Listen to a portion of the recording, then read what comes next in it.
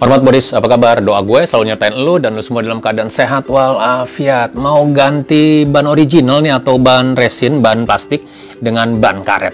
Langsung aja, gue nggak akan panjang lebarin lagi karena kalau terlalu panjang kasihan ceweknya, terlalu lebar juga kasihan cowoknya. So, pantau!